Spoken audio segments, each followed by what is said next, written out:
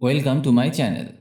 আজকের ভিডিওতে আমরা শিখব কিভাবে বড় বড় বাক্যকে ইংরেজি করতে হয়। কারণ ইংরেজি বলতে গেলে যেমন ছোট ছোট বাক্যের প্রয়োজন হয়, ঠিক তেমনি বড় বাক্য অনেক দরকার হয়। অনেকেই আছেন যারা বড় বাক্যগুলিকে ইংরেজি করতে ভয় করেন। এই ক্লাসটি আপনার ইংরেজির ভয়কে খুব সহজেই দূর করবে এবং আপনি আপনার ইংরেজির দ্রুত উন্নতি করতে পারবেন। তাহলে চলুন শুরু করা যাক আজকের ক্লাস। ভুলবেন না, don't forget. Don't forget, lock করতে ভুলবেন না। Don't forget to lock. Don't forget to lock, দরজা লক করতে ভুলবেন না। Don't forget to lock the door. Don't forget to lock the ডোর, যাওয়ার সময় দরজা লক করতে ভুলবেন না। মানে আপনি যখন চলে যাবেন তখন দরজা লক করতে ভুলবেন না। আপনি যখন চলে যাবেন, হোয়েন ইউ লিভ। তাহলে পুরো বাক্যটির ইংরেজি হবে, আপনি যখন চলে যাবেন তখন দরজা লক করতে ভুলবেন না। Don't forget to lock the door when you leave. Don't forget to lock the door when you leave. তাহলে আমরা দেখলাম কিভাবে ছোট ছোট বাক্যগুলিকে জুড়ে একটি বড় বাক্য তৈরি করা হলো এবং স্টেপ বাই স্টেপ তার ইংরেজি করা হলো। আমি যদি প্রথমে এটা বলতাম, আপনি যখন চলে যাবেন তখন দরজা লক করতে ভুলবেন না, তাহলে এর ইংরেজি করতে অনেকেই ভয় করত। যদিও বাক্যটির ইংরেজি খুব সহজ, তাই আমি ছোট ছোট বাক্যে ভাগ করে আপনাকে ইংরেজি করা শেখালাম।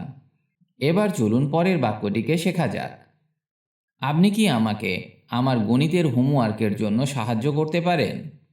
এটি একটি বড় বাক্য এবং এটি একটি প্রশ্নসূচক বাক্য বা ইন্টারোগেটিভ সেন্টেন্স। চলুন দেখা যাক এর ইংরেজি কিভাবে করা হয়।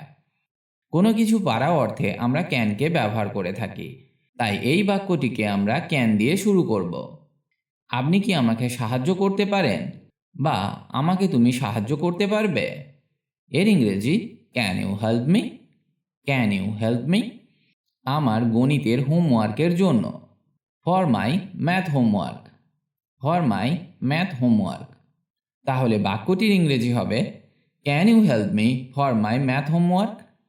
এখানে আমরা ফরের বদলে উইথকেও ব্যবহার করতে পারি, যেমন can you help me with my math homework. Can you help me with my math homework. এই উদাহরণটিতে বাক্যটি অনেক বড়, কিন্তু তার ইংরেজি অনেক সহজ এবং ছোট। তাই বড় বাক্য মানে যে তার ইংরেজি কঠিন হবে কিংবা তার ইংরেজিও বড় হবে এর কোনো মানে নেই। এই রকম আরেকটি বাক্যের ইংরেজি শেখা যাক। যারা আমার চ্যানেলে নতুন তারা অবশ্যই চ্যানেলটি সাবস্ক্রাইব করে নিন আর বেল নোটিফিকেশনটি অন করে দিন, যাতে আপনি সবার আগে আপডেট পেয়ে যান। তাহলে চলুন শুরু করা যাক। আমার একটা কাজের জন্য আপনার সাহায্য দরকার। আমার আপনার সাহায্য দরকার, এর ইংরেজি I need your help. I need your help, আমার একটা কাজের জন্য। For my work. For my work, তাহলে বাক্যটির ইংরেজি হবে আমার একটা কাজের জন্য আপনার সাহায্য দরকার। I need your help for my work. I need your help for my work. পরের উদাহরণটি শেখা যাক। কিছু আলোচনা করার জন্য কি আপনার এক মুহূর্ত আছে? কিছু আলোচনা, এর ইংরেজি সাম ডিসকাশন। কিছু আলোচনা করার জন্য, to discuss something. To discuss something, এক মুহূর্ত, এ মোমেন্ট।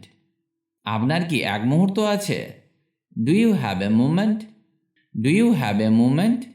এবার পুরো বাক্যটির ইংরেজি করা যাক।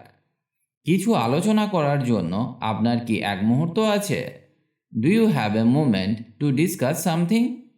Do you have a moment to discuss something. আমাকে আপনার প্রয়োজন হলে আমি আমার অফিসে থাকব। আমাকে আপনার প্রয়োজন হলে আমি আমার অফিসে থাকব।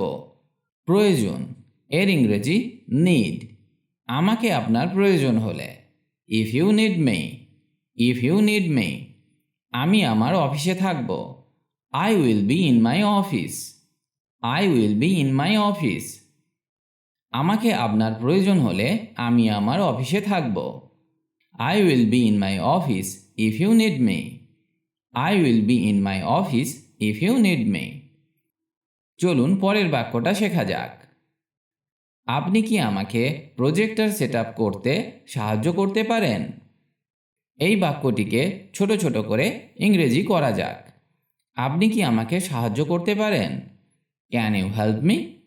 Can you help me? Projector set up করতে, set up the projector, set up the projector. তাহলে বাক্যটির ইংরেজি হবে can you help me set up the projector? Can you help me set up the projector? আপনি কি আমাকে projector set up করতে সাহায্য করতে পারেন? পরের বাক্যটা শেখা যাক। বাড়ি যাওয়ার পথে মুদি বাজার নিয়ে নিও দয়া করে। বাড়ি যাওয়ার পথে মানে তোমার বাড়ি যাওয়ার পথে, তো এর ইংরেজি হবে on your way home. On your way home. মুদি বাজার, এর ইংরেজি গ্রসারিজ। নিয়ে নেওয়া বা তুলে নেওয়া, এর ইংরেজি পিক আপ। বাড়ি যাওয়ার পথে মুদি বাজার নিয়ে নিও দয়া করে। Please pick up groceries on your way home. Please pick up groceries on your way home. আপনি কি আমার সাথে মিটিংয়ে অংশ নিতে পারেন?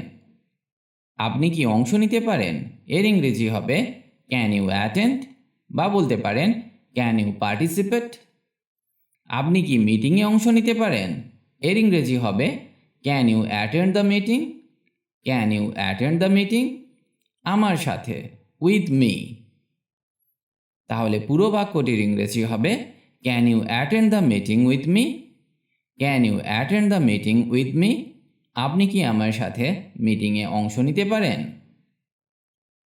এর পরের সপ্তাহের জন্য একটি মিটিং শিডিউল করা যাক। এর পরের সপ্তাহের জন্য একটি মিটিং শিডিউল করা যাক। একটি মিটিং শিডিউল করা যাক। Let's schedule a meeting. Let's schedule a meeting. এর পরের সপ্তাহের জন্য, for next week. For next week. তাহলে বাক্যটি হবে let's schedule a meeting for next week. Let's schedule a meeting for next week. এর পরের সপ্তাহের জন্য একটি মিটিং শিডিউল করা যাক। আজকের বৈঠকের আলোচ্য সূচি কি? আলোচ্য সূচি ইংরেজি অ্যাজেন্ডা। আজকের বৈঠক, টুডেজ মিটিং। তাহলে বাক্যটি হবে what's the agenda for today's meeting? What's the agenda for today's meeting? আজকের বৈঠকের আলোচ্য সূচি কি? আমি আপনার কঠোর পরিশ্রমের প্রশংসা করি। আপনার কঠোর পরিশ্রম, your hard work. Your hard work.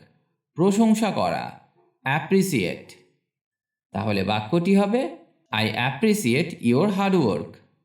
I appreciate your hard work. আমি আপনার কঠোর পরিশ্রমের প্রশংসা করি।